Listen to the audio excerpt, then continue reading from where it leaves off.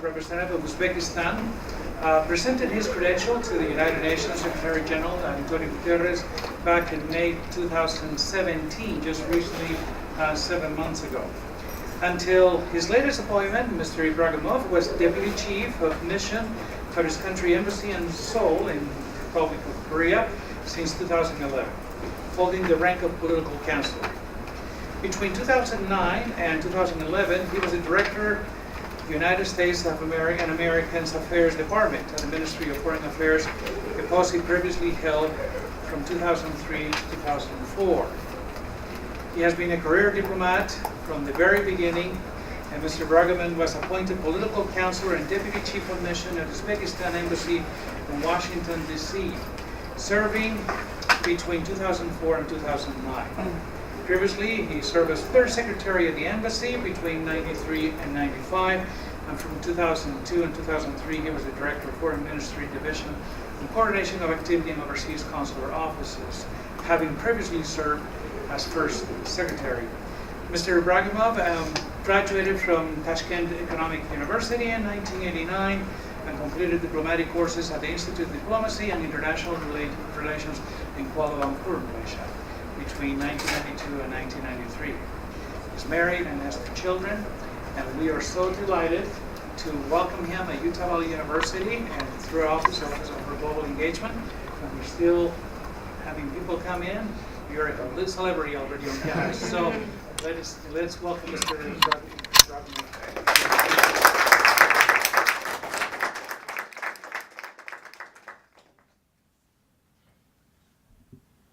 Professor Lago, thank you for such an introduction. Distinguished faculty members of the UVU, dear students, ladies and gentlemen. First of all, let me extend my sincere appreciation to Dr. Lago for arranging my presentation at UVU. And I'm going to today talk about the foreign policy priority of Uzbekistan under the new government. I usually make presentations at various universities, and every time of my visit there, I start with giving my own perspective to students about the importance of education. And today, prior to dwelling to the main topics of today's discussion, I would like also, given my presence at the Utah Valley University, to say a few words about the importance of education, especially in the contemporary world where our global community faces a number of serious challenges such as economic inequality, underdevelopment, environmental problems, poverty elevation, and health issues, and so on. In nurturing them successfully, nowadays special importance requires the training of more competitive and creative human resources. However, we all know that nurturing such human resources is not an easy task. Great responsibility lies on the shoulders of various universities and educational institutions worldwide.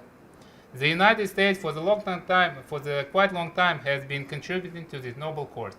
Thanks to the governmental program and general support of various American foundations, today many students from the developing countries have an opportunity to come to this magnificent country and get world-class education in fine universities. In this regard, I would like to note that the UVU is among such educational centers, despite that it's of young age, that provide to its graduates extended knowledge in the areas of their expertise that serves them as a solid foundation in their future professional careers. This is my first visit to the UVU, but I must admit that I was very impressed by what I saw and by what I learned about the university. Modern facilities everywhere, diverse student community, professional faculty members. And from my perspective, I think the reason for that is that the leadership of this university tries to create a perfect environment. I want to stress it again, the perfect environment for the faculty members to better share their knowledge with their true admirers. And you know who they are, you, dear students. As a foreign diplomat, I frequent various, as I said, American universities to give presentation on the relation between Uzbekistan and the United Nations. Every time on my visit there, I feel myself elated and thrilled because I recollect my own years at university. And in my conversation with students, I always keep telling them one thing that I want to repeat it here today. Dear students, you should appreciate not only every day, not only every hour, not only every minute, but every moment of your stay at the university, because in the not long distance, you will really, really, really miss the period of your life. Take my word for it. Therefore, why you spend your time here by immersing yourself in a wonderful and bottomless world of knowledge? My professor at university almost 30 decades ago once told me that there is always room for improvement because the education is a never-ending process. While you are here, try to cultivate as many as possible friends among your fellow students, because in a globalized world, your friendship in future may play a crucial role in developing better relations between your respective countries. And I see many foreign students here, and I urge you also try learn more about the United States, about history, its culture, tradition, and most importantly about its diverse people. At the same time, please try to introduce to your classmates your own country, your own culture, your tradition, because this is really a two-way process. I hope that this is a little motivational speech would motivate you for further advancement in the education processes, and you'll try to master the knowledge on your area of the expertise. And I would like now to switch to the main topic of our today's discussion, foreign policy priority of the new government of Uzbekistan. Certainly, given the time constraint, I would not be able to cover all aspects of our foreign policy. And today, in my presentation, I would like to concentrate mainly on the two directions of our foreign policy, towards our immediate neighbors and Afghanistan. And you know Afghanistan, why I have chosen Afghanistan, because it's a global issue that the international community has been trying for a long time to tackle it. And I would like to inform you during my presentation about our new initiative in addressing the crisis in Afghanistan. I would like to start off by giving some basic fact sheet about Uzbekistan. Uzbekistan, as you know, gained its independence in 1991 after the collapse of the Soviet Union. And ever since, we have been conducting coherent policy towards strengthening our sovereignty and independence, both from the perspective of economic independence and political independence. And over this period of time, Uzbekistan has become a member of various international organizations and secured its own decent place among the countries of the international community. And today, I would like to talk about not all about the 26 years of our independence, but to concentrate my main attention to the last 1 year since the inauguration of the new government of Uzbekistan, because a lot of dynamics have been taking place ever since. Thanks to a very proactive and open foreign policy of the new government led by President Shavkat Mirziyoyev, he was elected president in December 2016. He was inaugurated as the new president. Under his leadership, a lot of new initiatives have been launched. And first and foremost, I would like to mention about our policy towards our immediate neighbors, Central Asian countries. As you know, I wanted here to stress that in American business community, for example, in Washington, D.C., various American think tanks and research centers on a regular basis convene forums pertaining issues in Central Asia. Until recently, in all such forums, the relation between Central Asian countries used to be depicted as ones that have competitive natures. And that led to the formation in the American expert community of a high die-hard stereotype that Central Asian countries are not ready or less inclined to forge regional cooperation. And over the past 1 year, Uzbekistan has altered this narrative by presenting its own vision for promoting close, friendly, and mutually beneficial cooperation with neighboring countries. Though still there are some external and internal factors that affect the situation in Central Asia. Among them, one should point out to the fact that the state of the region are currently facing common problems of development such as lack of direct access to international seaport, lingering consequences of the global economic and financial crisis, deteriorating condition of the environment in the Aral Sea, and a number of other factors. The situation in Central Asia also is seriously affected by the instability in neighboring Afghanistan, the growing challenges and threat of terrorism and creeping radicalization, drug trafficking, and organized crime. All of these factors have negative impact on the social and economic situation in the Central Asian countries and on the overall security situation in the region. In such circumstances, the strengthening of good neighborliness and friendly relations, the expansion and deepening of political, trade, economic, cultural, investment, and other type of cooperation among Central Asian countries is the only key to reducing tensions, preserving peace and stability in the region, and ensuring sustainable development. From Uzbekistan perspective, the countries of Central Asia have great potential for cooperation and development. They share common spiritual, cultural, historical heritage.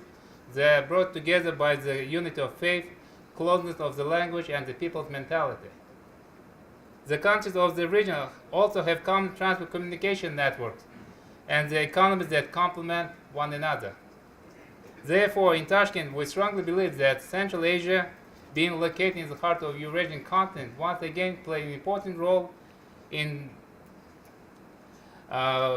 to serve as the main intersection of the way of inter-regional transit corridors connecting the West with the East. In this context, the current policy of the new government of Uzbekistan on further strengthening the relation with its immediate neighbors opens a strategic opportunity for establishing a trustful dialogue and building long-term mutually beneficial cooperation. Today, one must say that Uzbekistan not only by words but by its deeds shows that Central Asian vector remains a priority in its foreign policy. And it was also stipulated by the concept of foreign policy activity of the Republic of Uzbekistan, adopted in 2010. And in order to show how this thing changed within the 1 year, I will give you some concrete examples. For example, our president within a year have met practically all leaders of the Central Asian states. He paid his first state visit to Turkmenistan in March 2017, followed by a visit to Kazakhstan. And within a month later, in May, the president, in April, he again visited Kazakhstan and followed by a working trip to Turkmenistan. During those visits, the list of the two countries, Uzbekistan with Turkmenistan and Uzbekistan with Kazakhstan, have discussed a wide range of issues pertaining to the issues of expanding the mutually beneficial trade relations. Excuse me. Our president also met his counterpart from Tajikistan, who showed keen interest in advancing bilateral relations on a positive note and not to precondition the promotion of cooperation in mutually beneficial area with long outstanding unresolved issues. Thanks to such an approach, the countries of the Central Asia, particularly Tajikistan and Uzbekistan, have achieved some concrete results. For instance, reopening regular flights between Tashkent and Dushanbe that has been not in place for the past 25 years. You can imagine that for the past 25 years, there was no air connection between the two countries. The two countries also last year convened a business forum, held an exhibition of industrial commodities manufactured in Uzbekistan, and cultural days of Uzbekistan in Dushanbe, in capital of Tajikistan. Just last month, our Prime Minister visited Tajikistan and had a meeting with the president of that country, with the Prime Minister, with the various ministries and agencies. On the agenda was all the question just to promote mutually beneficial relations, and specific emphasis was made on trade relations, because currently the government of Uzbekistan pays a great deal of attention to expanding trade relations with its immediate neighbors. And I can tell you that over the past 1 year we have achieved some progress in this regard. For example, with Kyrgyzstan, we have increased trade by 50%, with Kazakhstan by 20%, and so on. By promoting trade, we also create favorable conditions for expanding political dialogue. And now, as to Kyrgyzstan, within less than 4 months, we had 3 summit meetings between the leaders of the two countries. It's unprecedented, within 3 months, less than 4 months, 3 summit meetings, 2 with the outgoing president and 1 with the new president. And again, on the agenda was issues pertaining to expanding trade and other cooperation in the humanitarian and educational areas. And also, as a main result of the meeting between the presidents of the two countries, Kyrgyzstan and Uzbekistan, the parties have been able to resolve one of the very contentious issues, border demarcation issues. At the first summit meeting, the two leaders have agreed on the 85% of the demarcation line. This issue has not been resolved for the past 26 years. You can imagine. There has not been any progress on this issue. So, by showing political will, the two countries have been able to find a mutually satisfactory compromise that helped them to agree on the 85% of the demarcation. And we do hope that the 15% will be also resolved through dialogue between the two countries on a goodwill, based on the goodwill. And Uzbekistan also in the goodwill tried to work with its neighbor to address issues of transboundary water management. As Ambassador of Kyrgyzstan knows, that is a very sensitive issue. And in this regard, recently we have had some positive development. For example, this United Nations Center for Preventive Diplomacy based in Ashgabat, Turkmenistan, has developed draft of the two conventions on the use of water resource of the Sirdarya and Amudarya rivers. And in that document,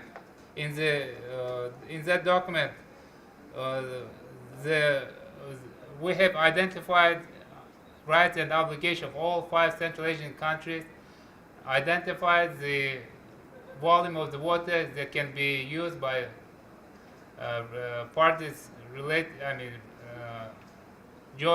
who joined to this convention, and also about the terms of the construction of various facilities on the transboundary rivers and the common management. From Uzbekistan perspective, the adoption of these two conventions would be conducive to resolve once and for all water management issues in Central Asia.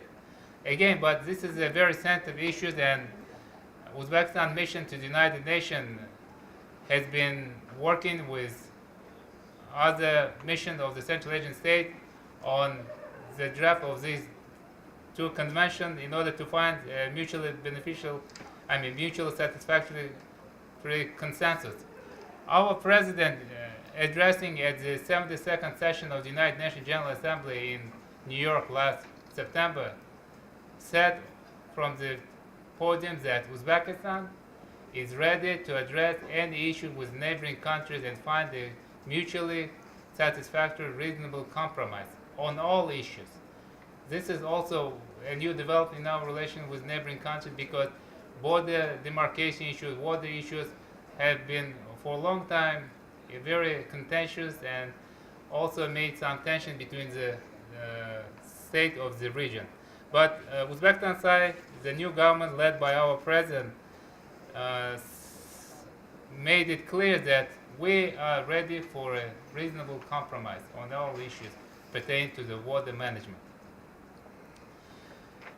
And the draft of these two conventions currently were disseminated by the United Nations Center for Preventive Diplomacy among the Central Asian states, and the United States, Russia, China, EU, World Bank, and hopefully with their support, the Central Asian countries will find a solution and make their own proposal to this draft to make the final document that would be approved by all Central Asian countries.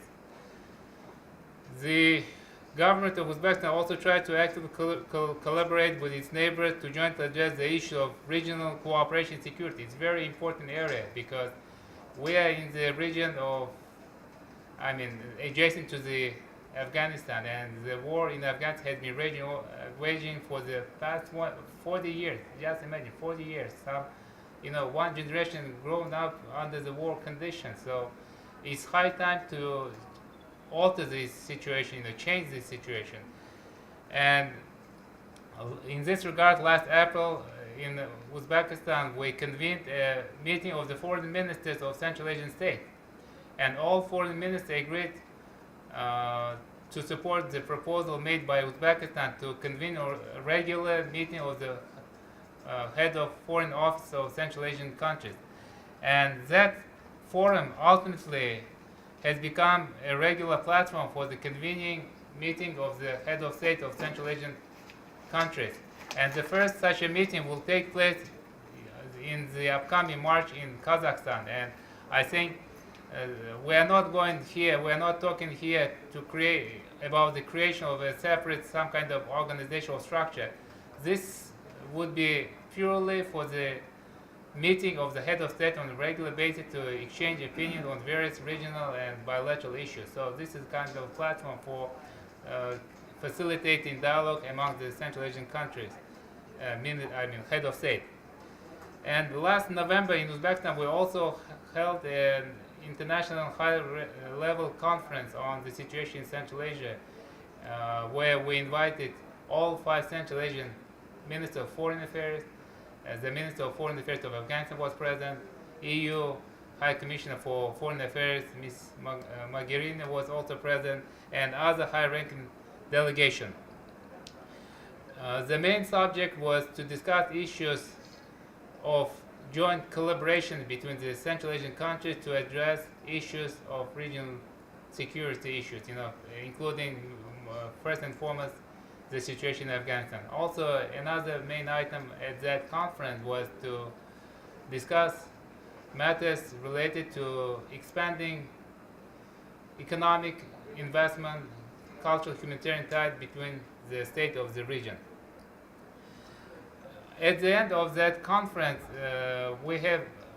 participants have adopted a communique, and currently the mission of Uzbekistan to the United Nations is working on promoting a draft of UN General Assembly resolution that will show support by the international community of the Central Asian states' effort in promoting peace, stability, and sustainable development of the region.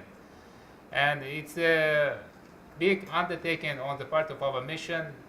I've been personally involved in this process along with my colleagues. We've been meeting our fellow colleagues from different missions that have interest in Central Asia, and they're involved in regional geopolitics. So we're aiming to have a side event on the introducing this draft on the 23rd of February with the participation of all Central Asian countries plus major powers and neighboring countries with Central Asia plus Afghanistan. I think based on the discussion we will have on this draft of the resolution, we will then convene informal consultation, and after that, after a number of informal consultation, we will be ready to propose for the plenary discussion of our resolution.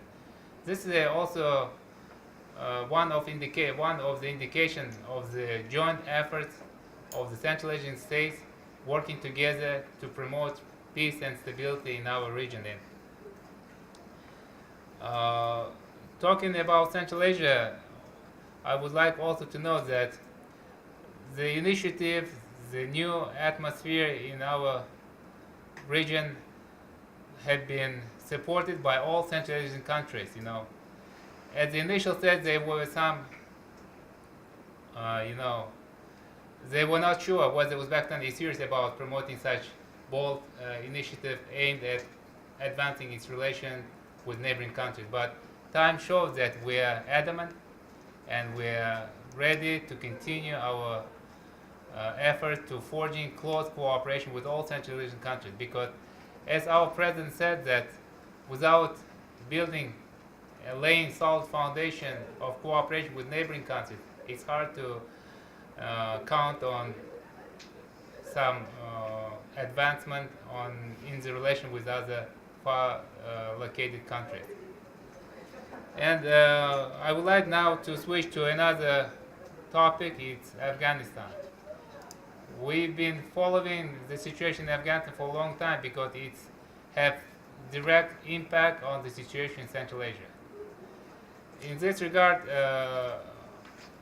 our new government, since its inauguration, has been taking active steps in jump-starting cooperation with Afghanistan, and we have had up till this time a lot of exchanges. Within 1 year, we had a number of exchanges on a very high level, and one of the examples, President Ghani visited Uzbekistan after almost, if I'm not mistaken, more than 20 years. The head of Afghanistan paid an official visit to Uzbekistan, and we have discussed issues pertaining how we can facilitate the peace process in that country and facilitate the process of reviving the economy of that country, because economy cannot be sustained with no security, and vice versa. Without security there is no economic development and progress.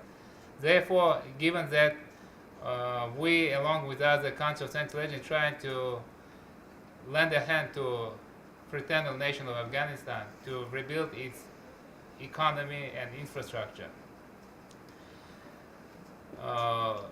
And herein we fully support, when we are talking about the situation in Afghanistan, that there is no military solution to the Afghan problem. That's clear, period. And we time and again from various international podiums stress the importance of uniting the effort of the international community on rendering assistance to Afghanistan and not seeking the solution of the current crisis based on the military one. Today, the international community, from our perspective, should look at Afghanistan not as a source of the regional problem, threat, or challenge, but a strategic opportunity which could serve as a solid foundation for promoting multifaceted cooperation among all countries of the region. Uzbekistan continues to support and actively participate in all current international formats of dialogue aimed at facilitating the improvement of the situation in Afghanistan and its socio-economic development.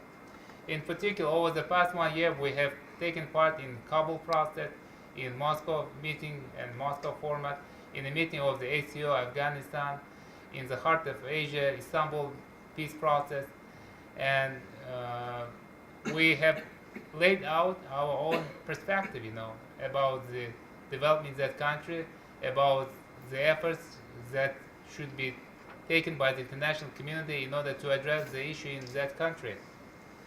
As a result of such an active policy of the new government of Uzbekistan, the central government of Afghanistan also has approached our country with a proposal to closely cooperate with Uzbekistan and other Central Asian countries.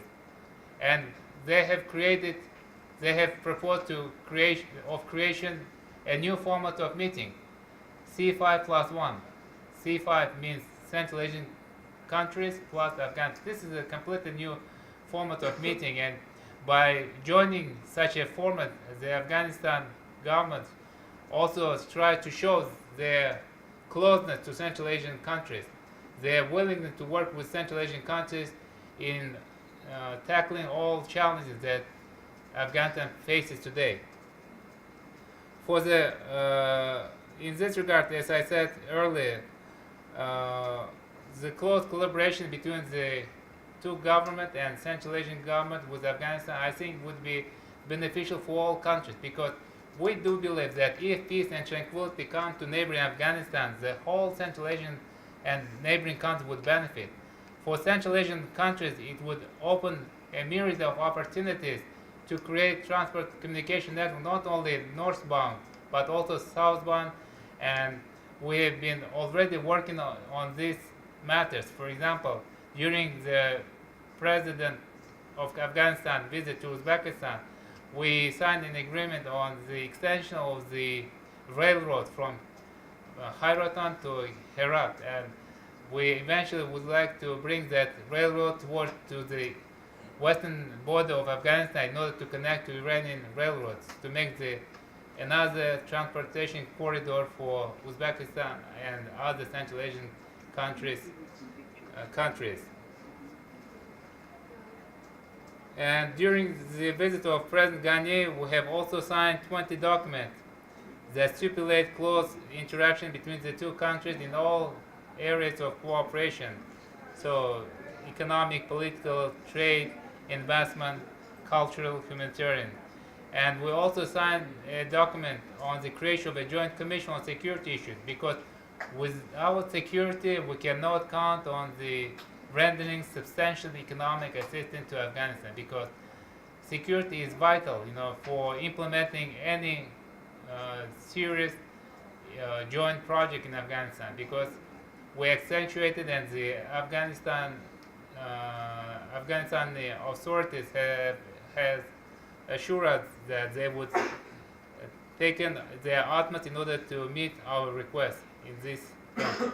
Also, we have signed 40 export contract with Afghanistan side that stipulates supplying it with electricity, agriculture and pharmaceutical products, as well as construction materials, transportation means, and other goods for Uzbekistan.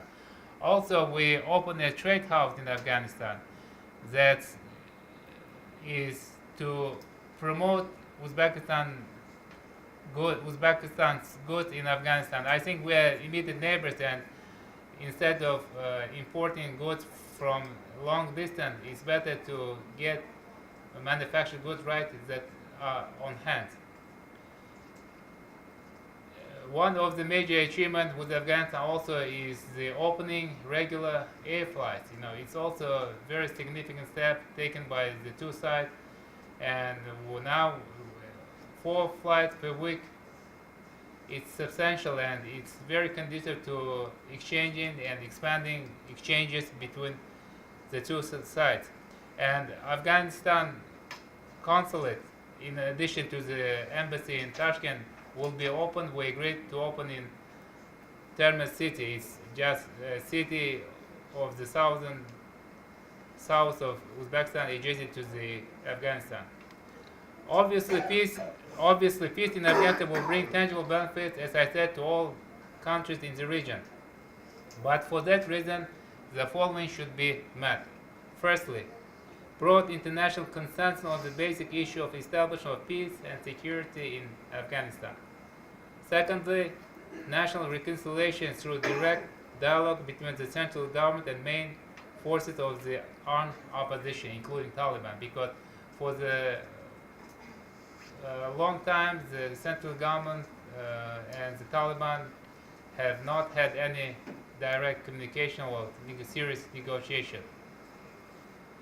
And in this regard, now I will come to the point where I would like to outline the new initiative, joint initiative made by Uzbekistan and Afghanistan with regard to the settling the situation in Afghanistan. Uzbekistan government and the government of Afghanistan have made a joint proposal to hold in March this year an international conference entitled Afghanistan Path to a Peaceful Future that's slated to be held in Tashkent in March this year, in the 26th and 27th March. And we are planning to invite all ministers of foreign affairs of all Central Asian countries plus Afghanistan, and the president of Afghanistan has confirmed that he will come to Tashkent to deliver a speech at that conference. And also we invited not many countries, because if you invite many countries, so you lose the substance of the negotiation, because a lot of countries, a lot of ideas. We have invited those countries that have impact may have influence to the negotiation process in Afghanistan. For example, we invited Major powers like the United States, Russia, China, European Union, Foreign High Commissioner for Foreign Affairs, UK, France, Italy, Germany. That's it from the Europe.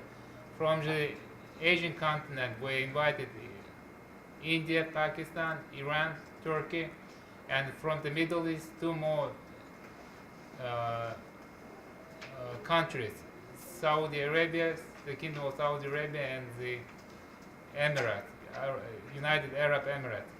I think those all countries that I have mentioned have some kind of influence to various groups in Afghanistan. Therefore, their presence would be useful, and we have been working with them to bring high-level officials from those countries to participate. And it's I want to just note here that our proposed format of meeting is not a meeting that claim to be the number one, for example, the main meeting. It's just supplemented to the current process and format of the negotiation on Afghanistan. For example, it would complement the Kabul process. The second, it would be considered as follow-up of the Kabul process that will be held in 26th of February this year in Kabul. Also, it will supplement other format and meetings and negotiation in Afghanistan, like one, as I said, Moscow format, Heart of Asia, Istanbul process, ACO, Afghanistan negotiation, etc. So, by convening this meeting, Uzbekistan and Afghanistan would like to show to the international community that it's high time to address the conflict in that country, because, as I said, the war has been going there for 40 years. It's quite a long time, and I think we have to change that trend. And by convening this meeting, also another main goal is to show to the world communities that the Afghanistan problem should remain on the global agenda. We should not abandon Afghanistan problem as we can, as it's hard to resolve. To find a solution to this. And summing up all major accomplishments of the new government of Uzbekistan in foreign policy, I would like to emphasize on the following. It's a new political atmosphere has been created in the relation with the Central Asian countries and Afghanistan. This is a completely new dynamic. And recently, during the Security Council meeting at the United Nations convened during the presidency of Kazakhstan, they have convened a special meeting on Central Asia and Afghanistan, and all Central Asian foreign ministers were present, and my foreign minister also was present, and he was speaking at the conference, and he introduced to the member of the Security Council about the new initiative of Uzbekistan.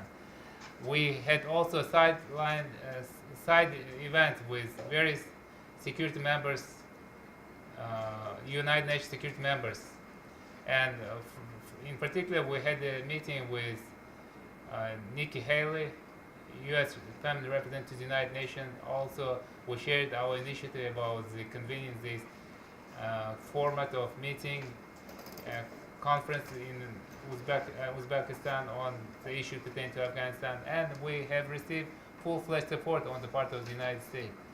But again, it's very hard, the things changing every day, and recent bombing by Taliban also altered some, situation in that country.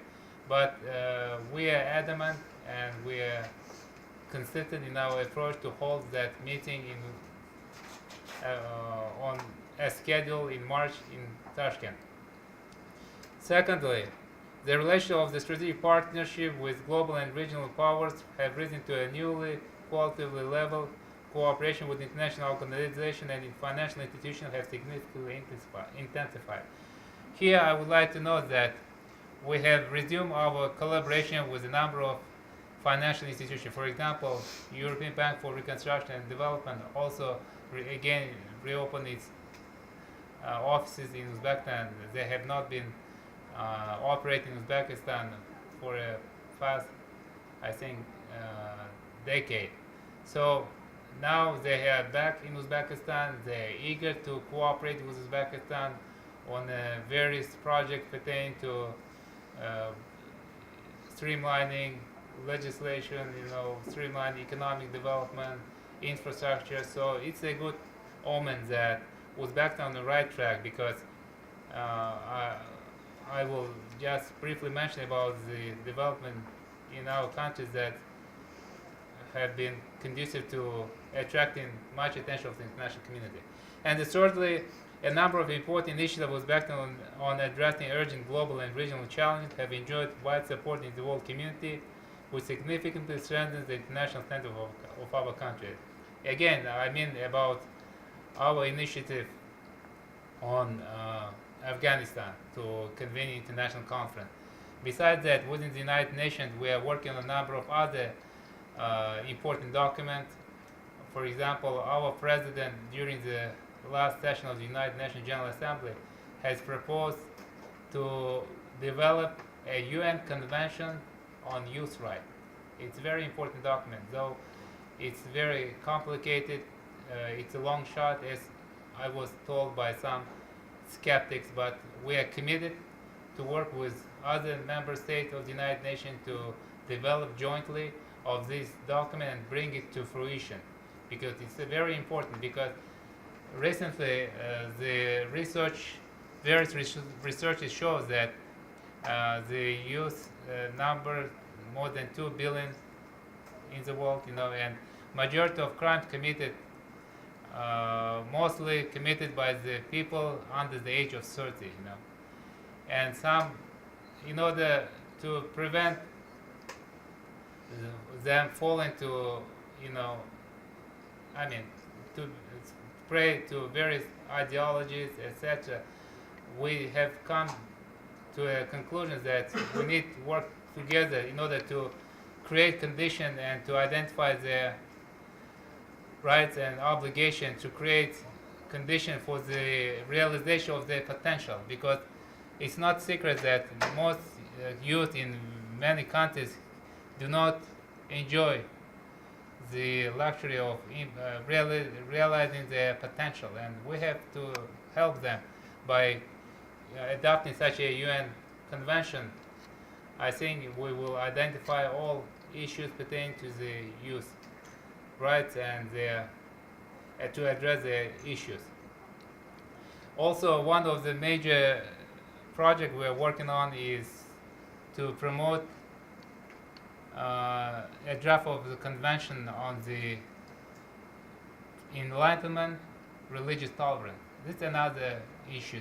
It's particularly, I think, it would generate a lot of interest in youth. So we'd like to promote religious harmony between the representatives of various confessions, because in Uzbekistan, often when I meet with foreign counterparts, I always give them Uzbekistan example. For example, in Uzbekistan, we've been known for religious tolerance. Our society is known for the religious tolerance because I was just mentioned to Amy during our trip to Asia's National Park about our experience. So I was in Samarkand to accompany Secretary General Antonio Guterres during his visit to our country, and we have shown to the Secretary General the street where you can see on the same street Orthodox Church, Islamic mosque, and the synagogue. So it's one of the indication of the peaceful nature of Uzbekistan society and its tolerant nature. And I think this should be promoted across the world, and by putting forward such a draft of resolution, we try to involve other countries to work together to work out a final document on this resolution. So this is we are just launch such a long journey, but we are committed and we are ready to work with other countries. So I think I can say you a lot much, but I know the time is Just constrained. wanted to have a chance maybe. Yeah, for and I questions. want to open the floor for interactive discussion because I'd love to to listen to your perspective, to listen your question and try to accommodate them. And you can also ask about the United Nations because I work at the United Nations. But today my main priority was to deliver a speech on our priority, foreign policy priority, because I feel obligated or obliged because to deliver it because a lot of positive things taking place in Uzbekistan recently in terms of advancing its foreign policy priorities and forging close collaboration with other foreign countries. So on this note, I open the floor for a Q&A and don't also ask questions, but also share your thoughts, about the development if you have been following them in our region, in Central Asian region. So I know some of you might have to leave to go to class, we understand that, so those that can stay will. Any questions, Freddie? Yes. Yeah, I'm curious what the biggest export of Uzbekistan is and who your biggest trading partner is, like who you're making those exports to. Currently, our biggest trading partner is Russia. It's natural because we have the communication, transportation linkages, and the volume of the export is about 5 billion, 5 billion US dollars. So, and the main manufacturers we have, we recently changed our approach to exporting goods. For example, in the past we used to be the main exporter of raw materials, including cotton. Currently, we have completely changed that attitude. Now we try to develop manufacturing and reprocessing of our raw materials in Uzbekistan in order to add value. To add value to the manufactured products and among other major partners, I can say Kazakhstan is also our immediate neighbors. So we also planning to bring the trade level with Kazakhstan to 4 billion US dollars within a couple of years. And among foreign far located countries, China, South Korea. I served in South Korea for almost 10 years there. And South Korea, one of the major investors in our country, and we try to expand it. So this is major our foreign partner, and certainly European Union. And with the United States, we have some joint projects. So, but the trade about $500 million. So it's not that much, but thanks to the new government approach to developing economic and investment relations with the United States and other countries, we are anticipating the sharp increase, because during the last September visit of our president, the president delivered a speech at the meeting with the representative business community of the United Nations. And I, for the first time, saw such an interactive dialogue between the president and the participant. So president could just ask and someone stand up and they talked just directly. And during the whole dinner, people mingle with one another, from one table to another. I never seen myself such a interactive dialogue, and it was very conducive and very open. And the president himself assured that the government of Uzbekistan or Uzbekistan side would honor all commitments they have taken, on business contract.